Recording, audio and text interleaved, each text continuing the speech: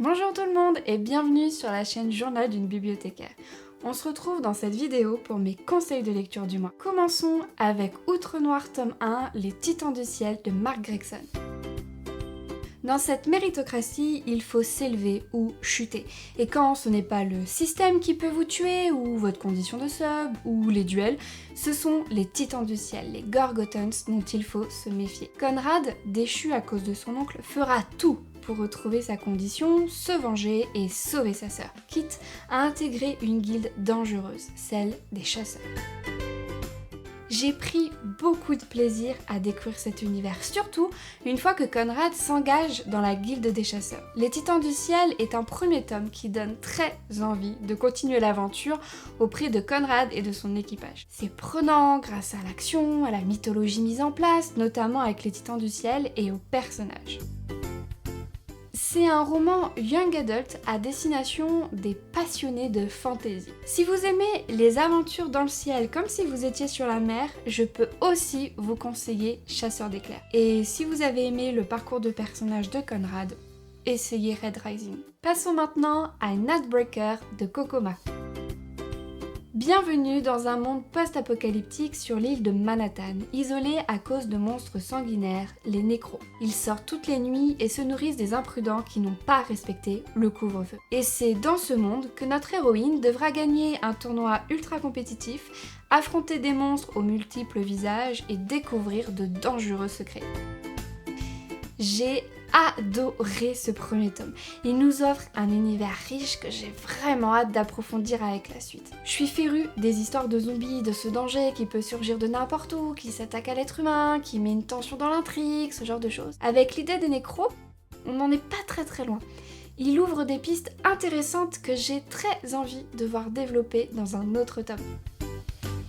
Je pourrais conseiller ce roman young adult à ceux qui, comme moi, aiment les histoires de monstres et de zombies, ou à ceux qui aiment les mondes post-apocalyptiques. Et si vous voulez un mélange des deux, essayez Tonnerre après les ruines de Florian Soulas. Continuons avec Liberté, égalité et toilette sèche d'Anne Langlois.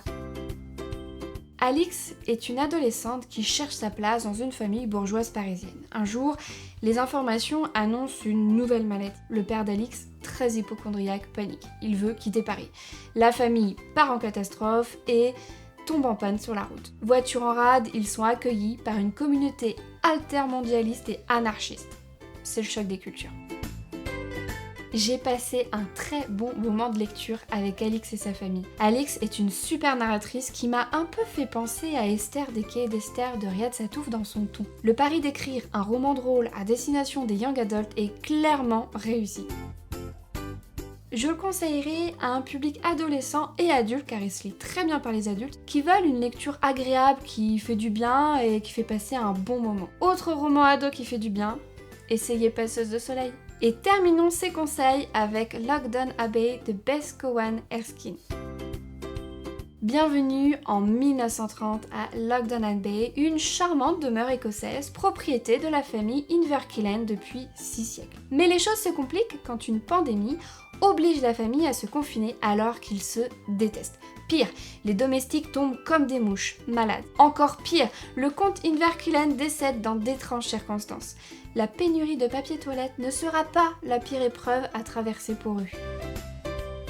Le roman nous propose une galerie de personnages avec les domestiques d'un côté et les aristocrates de l'autre, plus capricieux les uns que les autres. Le huis clos permet de développer ces personnages et leurs interactions. Et elles sont loin d'être simples car les membres de la famille se détestent.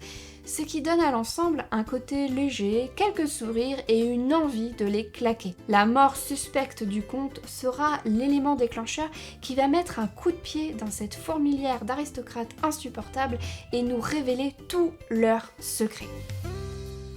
Si vous avez aimé Downton Abbey, vous pourriez trouver votre bonheur. Et je pourrais aussi vous conseiller Recherche Gentleman Fortuné. Et si vous cherchez un bon cozy mystery, je peux vous conseiller Les Enquêtes de Béatrice Edclair.